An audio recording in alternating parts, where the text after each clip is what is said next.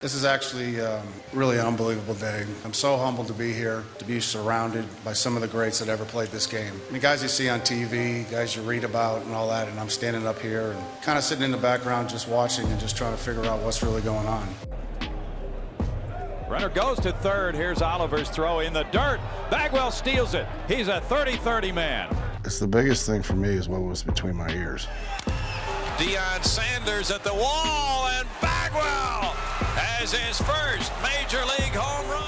I was never great. I think I was great in Little League, but we only had like 4 teams. The sad truth about Jeff Bagwell did not start with a home run or a Hall of Fame trophy. It started at 7 in the morning in a bathroom mirror, staring at a man who already knew he was killing himself and could not stop anyway. That image, a baseball legend alone in a mirror at the start of another day that would revolve entirely around finding his next drink, is the image that unlocks everything. It unlocks the broken hands and the grinding shoulder and the insurance dispute and the courtroom and the 7-year Hall of Fame wait and the whisper campaign and the front office drama. All of it connects back to one central fact about Jeff Bagwell. The thing that made him extraordinary was the exact same thing that made his worst years so destructive. And once you see that clearly, the whole story changes. I am Mason, and this is Baseball Icons. In March of 2024, construction broke ground on a facility called Hope Ranch, a comprehensive inpatient recovery center in the Houston area. Bagwell had helped raise over $4 million toward its nearly $9.5 million fundraising goal. When the facility finished construction in April of 2025, it became a real place where real people with nowhere else to turn could get genuine help. Bagwell was there for all of it, speaking at events, putting his name on fundraising campaigns, talking openly about addiction and recovery in a way that takes real courage for anyone, let alone a former professional athlete who spent his career projecting toughness and control. And on the surface, it looks like a redemption story, a Hall of Famer giving back, a legend making good, the kind of ending that gets written into legacy profiles and tribute segments. But here is what that story leaves out.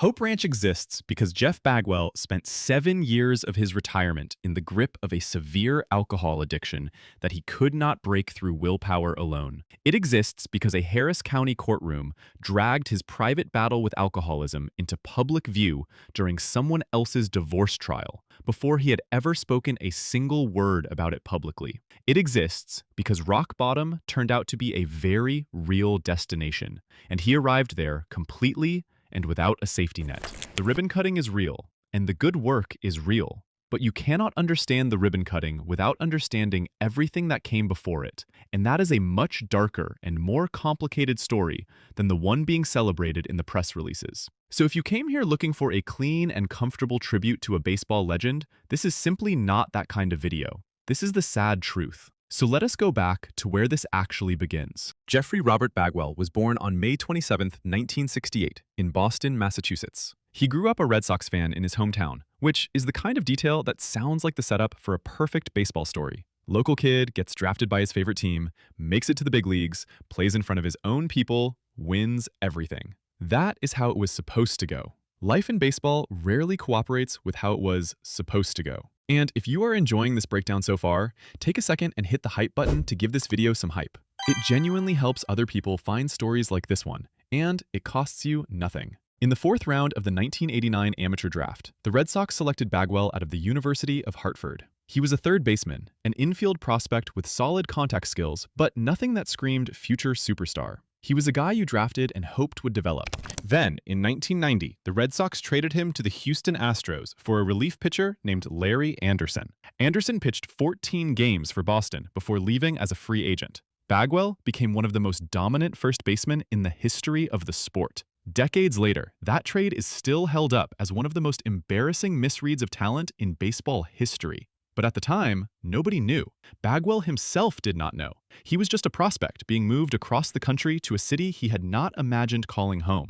When Bagwell arrived in Houston, the organization shifted him from third base to first base. That is where everything that defines his career begins. Because at first base, with a new position and a new organization and nothing to lose, Bagwell developed the stance. Picture this for a moment. A man walks up to home plate and does something that looks wrong from the second it starts. He spreads his feet impossibly wide, so far apart that when he bends his knees, they drop to nearly 90 degrees. He settles into a deep crouch, so low that he looks like a mime sitting in a chair that is not there. His weight is centered and balanced. His hands are back. His eyes are level and calm. He looks like he should fall over. He looks like a parody of a batting stance. He looks, frankly, ridiculous. And then the pitch comes, and he hits it 450 feet. Bagwell has spoken about how conversations with Hall of Fame hitter Tony Gwynn helped shape his thinking on the mechanics of that crouch. Joe Torre, who managed in the National League and watched Bagwell constantly, noted publicly that the wide base prevented Bagwell from overstriding into the pitch, which kept his weight back and allowed him to generate massive power while staying balanced. The low crouch also had a second benefit that was equally important. It shrunk his strike zone. When you crouch that low, the area a pitcher can legally throw a strike to gets smaller. Bagwell effectively made himself a harder target. Pitchers had less room to work with. He had more control over which pitches he was forced to respond to. His plate discipline became elite, not just because of his vision or his instincts, but because his physical position in the batter's box gave him a built-in structural advantage. But mechanics do not give without taking. The same hand path that made the stance so powerful was also the reason Bagwell's hands traveled through the most dangerous part of the hitting zone on every single swing. To generate that upward launch angle, to drive the ball with that kind of authority, his hands had to dip deep and come through the inner part of the plate. That meant they were constantly exposed to inside fastballs. Pitchers who could locate a hard pitch inside on Bagwell could find his hands before he could get them out of the way. And pitchers noticed that. Pitchers always notice that. In 1993, Bagwell was having the kind of season that announces a player to the league. He was batting .320 with 20 home runs and 88 runs batted in. He was 25 years old, and he was arriving as one of the best hitters in the National League. Then, in mid-September, a pitch from Philadelphia's Ben Rivera broke his left hand. Season over. The announcement got canceled. The full arrival would have to wait. In 1994, he was even better. The numbers he put up in that strike-shortened season are almost difficult to process. In only 110 games, he hit .368 with 39 home runs and 116 runs batted in. Those numbers in that many games are genuinely historic. The Baseball Writers Association of America voted him the unanimous National League Most Valuable Player. Not one voter chose someone else. He was the clear and obvious choice, and the vote reflected it. But even that season ended in physical punishment. On August 10th, just 2 days before the player strike shut the season down entirely, San Diego's Andy Benish threw a pitch that broke Bagwell's left hand again. Same bone, same result. Different pitcher, same stance, same mechanical exposure. The following year, on July 30th, 1995, San Diego's Brian Williams did it one more time. Third year in a row, third fracture of the same bone. Same hand, same vulnerability created by the same stance that was also the reason he had just won an MVP award. After the third break, Bagwell started wearing a protective pad over his batting glove. He wore it for the rest of his career. He never changed the stance. He modified the protection around it, but he kept doing the thing that kept breaking his hand because that thing was also the reason he was one of the best hitters in the game. That choice, to absorb the damage rather than change the approach, is a portrait of something very deep in Bagwell's character. He would rather pay a painful price than alter what was working, even when what was working was also what was hurting him. Through all of it, he kept performing. Alongside Craig Biggio and Lance Berkman, Bagwell was the heart of the lineup that Houston built their identity around. The three of them became known as the Killer Bees, and the nickname stuck because the production was real. That offensive core helped the Astros finish first or second in the National League Central in 11 out of 12 seasons between 1994 and 2005. 6 times the team made the postseason. Houston went from a franchise without much of an identity in the wider baseball world to one of the most consistently competitive teams in the sport. Bagwell was the main engine of that transformation, but the body was keeping score, and eventually, the body always wins. The right shoulder started deteriorating in 2001. It was not sudden. It was the kind of breakdown that happens slowly, over time, until the degradation becomes impossible to ignore. The condition was bone on bone, which is exactly what it sounds like. The cartilage that sits between the bones in a joint and cushions them during movement was gone. What was left was 2 surfaces of hard bone making direct contact with each other every time Bagwell moved his arm. Every throw from first base, every warm-up, every repetition of every motion that his position required. For 4 years, that is what throwing a baseball felt like. By early in the 2005 season, the shoulder had reached the point where Bagwell simply could not play first base anymore. He removed himself from the starting lineup and underwent major surgery. He missed 115 games. For most players, a shoulder injury that requires surgery and costs more than half a season would be career-ending news. But this was the 2005 Houston Astros, and they were doing something no Houston team had ever done before. They were going to the World Series. Bagwell could not play in the field. He could not throw, but he could still hold a bat and he could still make contact. And the Astros wanted him on the roster.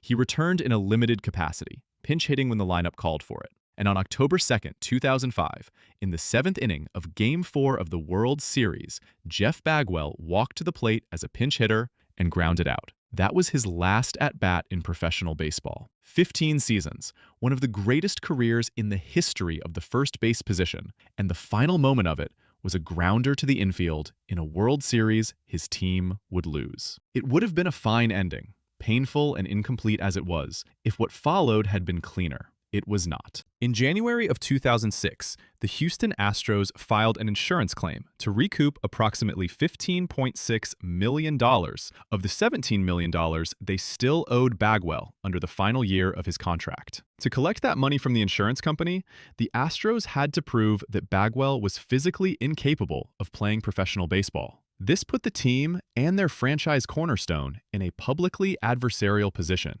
The organization that Bagwell had spent 15 years making relevant was now arguing in front of an insurance company that he was broken. Bagwell, for his part, was not willing to simply accept that conclusion. He attempted a spring training comeback in Kissimmee, Florida. He went out there and tried. He lasted 2 innings in 2 separate games before the shoulder pain ended the attempt. His batting average in those games was .219. He was physically unable to complete routine throws from first base. The evidence of his incapacity was not ambiguous. He eventually acknowledged the reality of his condition. He agreed to remain on the disabled list for the entire 2006 season so the franchise could collect its insurance payout. The Astros declined his option for 2007 in late October, and Bagwell officially announced his retirement in December of 2006. The franchise leader in home runs and runs batted in left the game in the middle of an insurance dispute, his departure framed by negotiations and contractual mechanics rather than tributes and highlight reels. That is how the playing career ended, not in glory, in paperwork. When a player finishes with the kind of numbers Bagwell compiled, the Hall of Fame conversation is supposed to be brief. You look at the statistics, you acknowledge the career, and you vote yes. That is how it goes for the elite. Bagwell was elite. What he got instead was a 6-year argument about whether he deserved to be trusted. The steroid era in baseball created a climate of suspicion that extended well beyond the players who were actually caught. From roughly 1994 to 2004, home run rates across Major League Baseball jumped sharply. Players were hitting the ball harder and farther in ways that did not fit the previous patterns of the sport. When the Mitchell Report came out in 2007 and documented the scope of performance-enhancing drug use during that period, it confirmed what many had suspected. The era had been chemically influenced in ways that made it very difficult to evaluate the players who competed during it. The problem for players like Bagwell was that the climate of suspicion did not restrict itself to players who had actual evidence against them. It spread. Voters started looking at every power hitter from that era with doubt, regardless of whether they had any specific reason to doubt that particular player.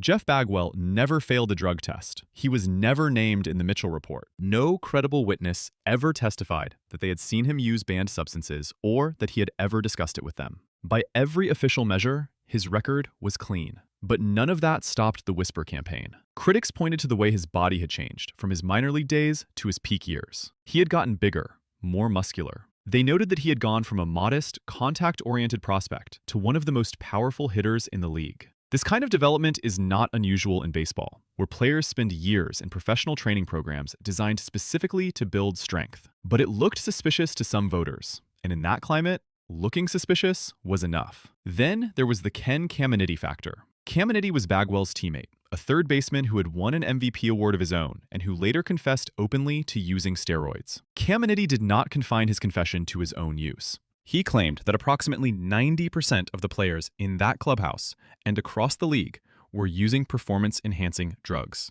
That statement created a cloud that covered everyone who had ever suited up in that clubhouse, regardless of what the evidence actually showed. And then Bagwell himself gave them something to point to. During the 1998 season, he had used a supplement called androstenedione. It was available over the counter at the time.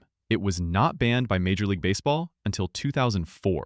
Using it in 1998 was completely legal and was not prohibited by any rule that existed when he took it. But when he disclosed this, it became ammunition. Jose Canseco, who is many things, but not a reliable or neutral voice on the subject of what other players were doing, publicly attacked sports writers who suggested Bagwell had played clean. None of this added up to evidence, but evidence was not required. The votes reflected doubt, not findings. When Bagwell first appeared on the Hall of Fame ballot in 2011, he received 41.7% of the vote. He needed 75%. Over the next 5 years, the number climbed slowly and unevenly. 56% in 2012, 59.6% in 2013. Then it actually dropped to 54.3% in 2014 on a crowded ballot, 55.7% in 2015. In 2016, he reached 71.6%, his best result yet, and still missed induction by 15 votes. That year, he watched Ken Griffey Jr. and Mike Piazza get inducted, while he had to wait again. On his 7th ballot, in 2017, he finally got in with 86.2%. He was inducted alongside Tim Raines and Ivan Rodriguez. 7 years. 7 trips through the process. 7th all-time among first basemen in wins above replacement, which is the most comprehensive single measure of a player's total value. And it took 7 chances before the voters were willing to say yes. By the time it happened, the story was not just about a great career being honored. It was about a great career that had been questioned, delayed, and dragged through public debate for the better part of a decade before being reluctantly accepted. That is not the experience of an unambiguous legend. That is the experience of someone the sport was never quite sure it trusted. And that distrust left a mark that no plaque at Cooperstown can fully erase. While all of that was happening, his personal life was being exposed in ways he had no control over. In 2011 and 2012, Bagwell became a central and involuntary character in the divorce and custody proceedings of Rachel and Michael Brown in the Harris County 309th District Court. Michael Brown was a prominent Houston hand surgeon who had founded the Brown Hand Center and who had lost his medical license in 2006 after testing positive for cocaine. His marriage to Rachel was ending, and the proceedings were not quiet or contained. Rachel testified about physical violence. She described being choked by her estranged husband, being thrown downstairs, having objects hurled at her, including vases, coffee cups, shoes, and a humanitarian award. She also admitted to past personal struggles with cocaine and ecstasy, though she said she had been sober since 2009. The courtroom was a mess of allegations, counter-allegations, and personal disclosures, and it was being covered by reporters. Bagwell had been developing a relationship with Rachel during this period, while simultaneously going through his own divorce from his second wife, Erica Rodriguez. Defense attorney Dick DeGuerin, representing Michael Brown's interests, used Bagwell's presence in Rachel's life as aggressively as the law allowed. He questioned Rachel extensively about private jet trips she had taken with Bagwell to San Diego, Cabo, and Aspen. He accused Bagwell of hiding from subpoenas. He made the relationship the centerpiece of a cross-examination that was designed to undermine Rachel's credibility and paint an unflattering picture of the man she had been spending time with. And then came the disclosure that Bagwell had not made and was not ready to make. Rachel admitted under cross-examination that Bagwell suffered from severe, untreated alcoholism. She admitted that in 2011, she had personally helped him leave an inpatient rehabilitation clinic before his treatment was complete. That admission gave Michael Brown's legal team exactly what they needed. They argued that Bagwell's untreated addiction made him an unfit and potentially dangerous presence in the lives of the children. The custody court ultimately ordered supervised visitation for Michael Brown, but the collateral damage to Bagwell's privacy was permanent. His alcoholism, which had never been part of any public conversation, was now in the public record. Not because he chose to talk about it, because someone else did. In a courtroom, in front of reporters. Bagwell and Rachel married in 2014. She became his third wife. The relationship that had been subjected to courtroom scrutiny became a marriage. But before any of that, the world learned about his drinking through the worst possible channel. What the courtroom revealed was the surface of something that had been devastating him for years. After he retired from baseball,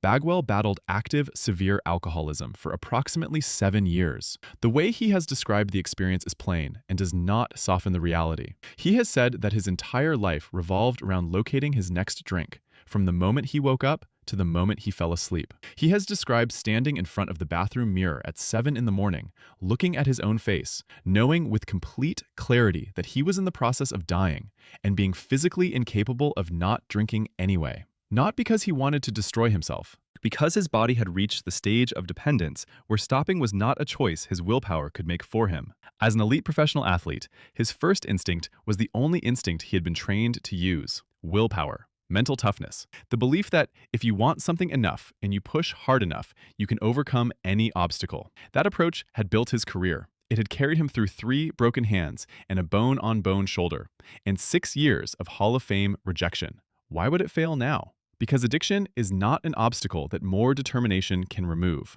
It is not a problem that works the same way as a batting slump or a fielding error or an opposing pitcher who has your number. It is a disease that specifically and systematically dismantles the mechanisms that willpower depends on. The more Bagwell tried to use strength and determination to beat it, the more he failed. He relapsed. He relapsed again. The willpower approach did not work once. It never worked. Real progress only started when he did the thing that was most difficult for someone with his personality. He stopped trying to handle it himself. He accepted that he needed help. His wife Rachel and his children staged multiple family interventions. They pushed him toward real treatment. They refused to let him manage it alone because they could see what he could not yet admit, that managing it alone was not an option. After those interventions, Bagwell entered active recovery. On October 17, 2017, he achieved sustained sobriety. He credits Alcoholics Anonymous with saving his life. He has been clear and consistent in saying that recovery is not a finish line. He manages it every day. The disease does not go away. He chooses to address it every single morning. That date, October 17, 2017, falls in the same year he was inducted into the Hall of Fame. The biggest official honor of his playing career, and the beginning of genuine sobriety, happened within the same 12 months. He has said without hesitation that recovery was harder than anything he did in baseball. Harder than the hand injuries. Harder than the shoulder surgery. Harder than 7 years of waiting to be voted into Cooperstown.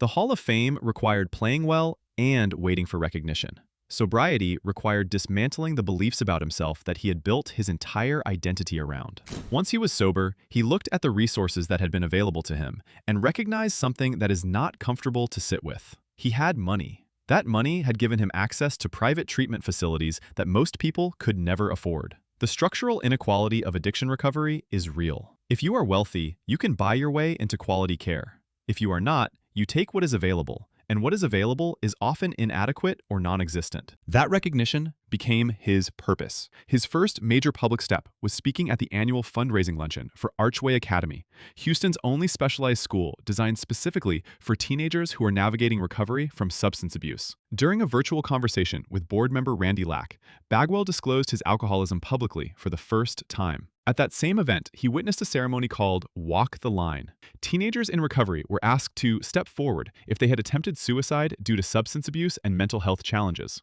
Out of 70 teenagers at the event, 65 stepped forward. He has talked about how that moment affected him, in terms that make clear it was not just moving. It was transformative. He used his platform and his name to spearhead a fundraising campaign that raised $300,000 for the Academy. Then came the bigger undertaking. Bagwell aligned with the Billy T. Catan Recovery and Outreach Center and its chief executive, Daniel Barrientos, to build Hope Ranch, a comprehensive inpatient recovery facility. The total fundraising goal was $9,415,000. Bagwell helped raise $4,106,250 toward that number. Ground broke in March of 2024. The facility was completed in April of 2025. It is a real building where real people can go and get help that they could not otherwise access. That is genuinely good. It is the kind of good that is difficult to argue with, but it does not erase how the road to it was built. After his playing career ended, Bagwell remained close to the Astros organization, moving into a role as a special assistant and senior advisor to ownership and baseball operations under team owner Jim Crane. He also worked as a part-time television and radio color analyst. He was present. He had access, and he had influence. The Astros during this period were one of the most analytically sophisticated organizations in baseball. Under general managers Jeff Luhnow and later James Click, the team had built a dynasty on a foundation of data modeling, advanced metrics, and a disciplined willingness to prioritize what the numbers said over what the instincts suggested. The results were there. The Astros won the World Series in 2017. They won again in 2022. They were consistently excellent. But excellence does not prevent friction. Inside the organization, the philosophical divide between the analytics operation and the old-school approach was real and persistent. Manager Dusty Baker, a man who had managed in the major leagues for decades before the analytics revolution, operated on instinct and personal relationships. He clashed with the data-driven front office regularly. Owner Jim Crane became increasingly sympathetic to Baker's side of the argument. Crane was consulting with old-school voices like Bagwell and Reggie Jackson, and at one point personally blocked a trade for catcher Wilson Contreras that Click had already approved. The owner overruled his general manager on a personnel decision.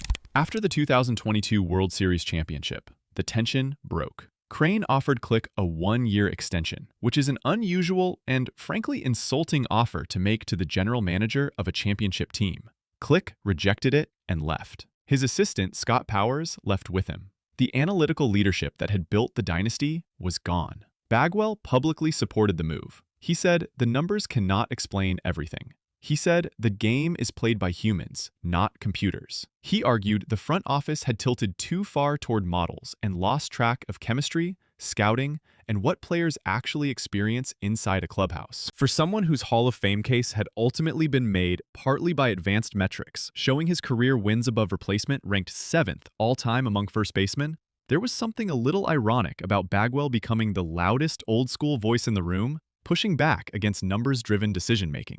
But Bagwell has never been someone who spent much energy worrying about how things look from the outside when he believes he is right. That quality, for better and for worse, runs through everything he has ever done.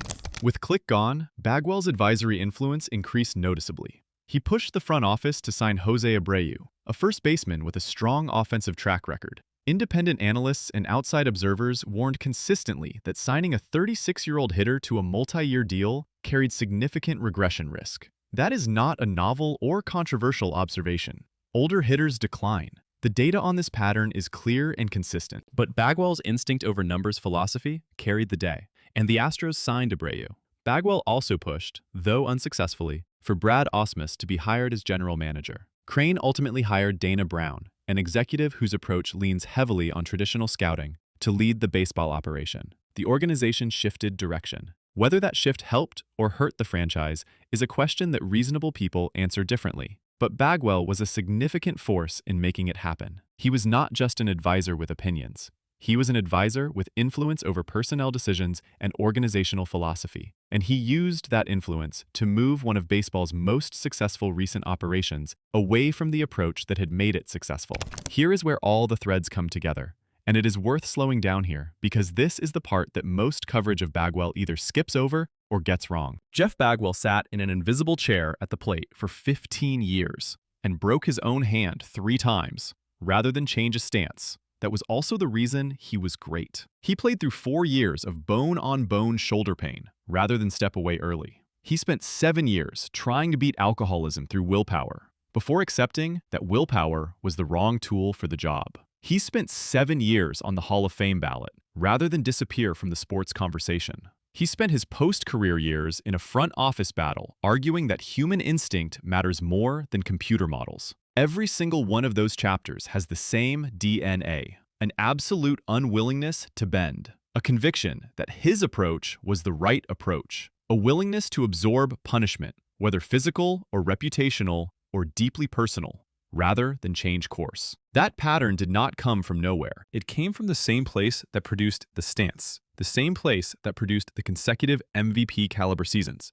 the same place that brought him back from shoulder surgery to pinch hit in a World Series. It was the core of who he was as a competitor, and it was completely indifferent to whether the context called for stubbornness or for surrender. In his playing career, that quality was the closest thing to a superpower that baseball has to offer. It made him an MVP. It made him a Hall of Famer. It made him the kind of player who wins unanimous votes and earns franchise records and builds a legacy that endures for decades after the last out. The crouching stance kept breaking his hand, and he kept using it because without it, he was not who he was. That kind of refusal, the stubborn loyalty to what makes you dangerous, even when it is also what makes you vulnerable, is what separates the great ones from the merely good. In his personal life, that same quality was the mechanism of his destruction. The belief that he could control the drinking if he just tried harder. The belief that professional athletes do not need the same help that other people need. The belief that humility and surrender were signs of weakness